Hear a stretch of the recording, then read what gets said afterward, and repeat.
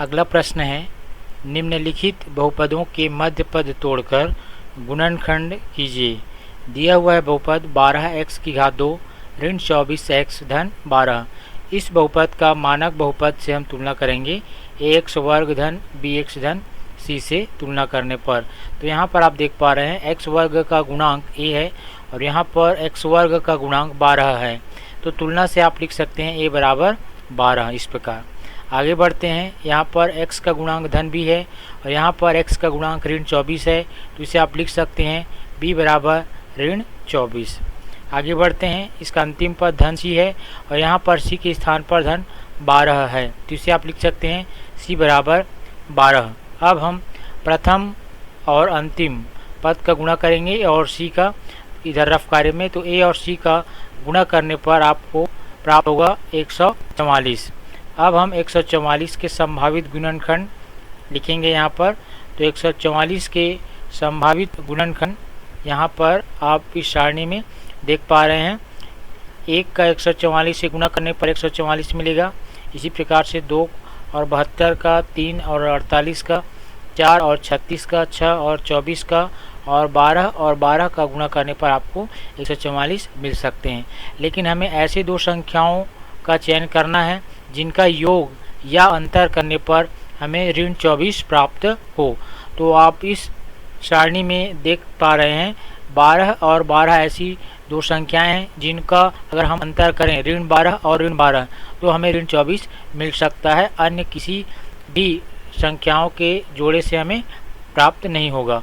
इसलिए हम इस बहुपद के मध्य पद ऋण 24x को दो भागों में तोड़ने के लिए इन संख्याओं का उपयोग करेंगे। तो आइए देखते हैं। हमें बहुपद दिया हुआ था 12x वर्ग ऋण 24x धन 12 जिसका मध्य पद है ऋण 24x। तो इस मध्य पद ऋण 24x को हम दो भागों में तोड़ करके इस प्रकार से लिख सकते हैं ऋण 12x ऋण 12x। इस प्रकार दिए गए बहुपद का मध्य पद दो भागों में टूट जाता है। अब हम आगे हल करेंगे। इसके प्रथम दो पद आपको दिखाई दे रहे हैं। प्रथम दो पद 12x वर्ग ऋण 12x, दोनों स्थानों पर 12x दिखाई दे रहा है। तो दोनों पदों से हम 12x उभयनिष्ठ ले सकते हैं। दोनों पदों से 12x उभयनिष्ठ लेने पर यहाँ पर शेष बचेगा x और यहाँ 12x बाहर निकाल चुके हैं तो यहाँ पर बचेगा ऋण 1। इसी प्रकार अंतिम दो पद आपको दिखाई दे रहे हैं ऋण 12x धन 12। इन दोनों पदों में से हम उभयनिष्ठ ऋण 12 लेंगे तो यहाँ पर बचेगा x और यहाँ पर ऋण 12 उभयनिष्ठ लेंगे तो यहाँ पर बचेगा ऋण 1। यहाँ पर आपको चिन्ह का विशेष ध्यान रखना है।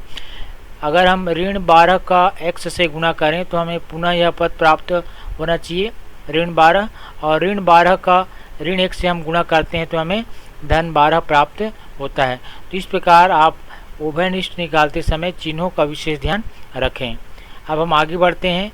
हमें पुनः यहाँ पर दो पद प्राप्त हुए 12x कोष्टक में x ऋण 1 और दूसरा पद है ऋण 12 कोष्टक में x ऋण 1।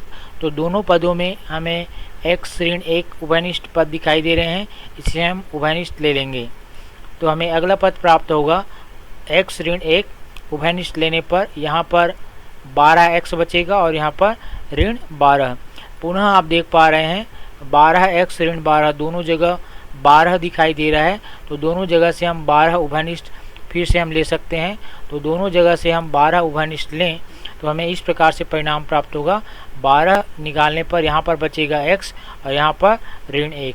तो इस प्रकार हमें परिणाम प्राप्त हुआ 12 कोष्टक में x ऋण 1 कोष्टक में x ऋण 1। तो ये जो परिणाम है दिए गए बहुपद 12x वर्ग ऋण 24x धन 12 का अभिष्ट गुणनखंड है। तो इस प्रकार आप इस सवाल को हल कर सकते हैं।